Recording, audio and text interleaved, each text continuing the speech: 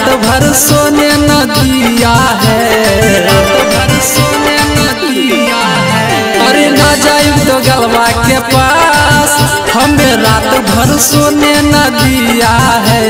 ना सुतब सैया के संगवा हो, रात कमर में दर्द दिया है।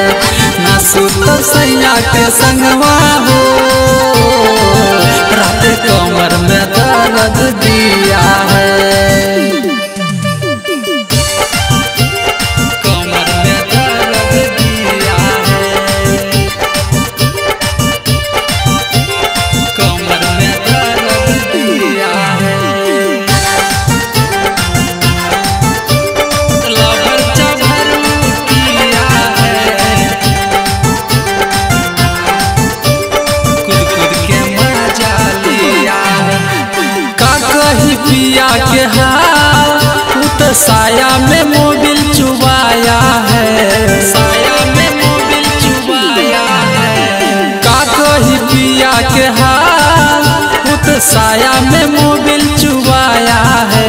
अरे सुतब न सैया के संगवा हो, रात कूद कूद के मजा लिया है।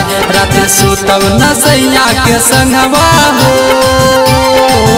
रात कमर में दर्द दिया है। कमर में दर्द दिया है। लवर जबर किया है, presented by Ankush Music। कमर में दर्द दिया है।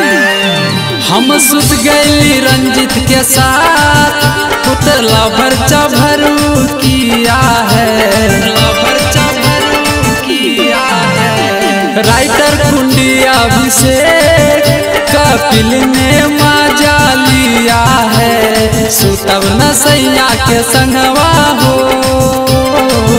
रात कमर में दर्द दिया है।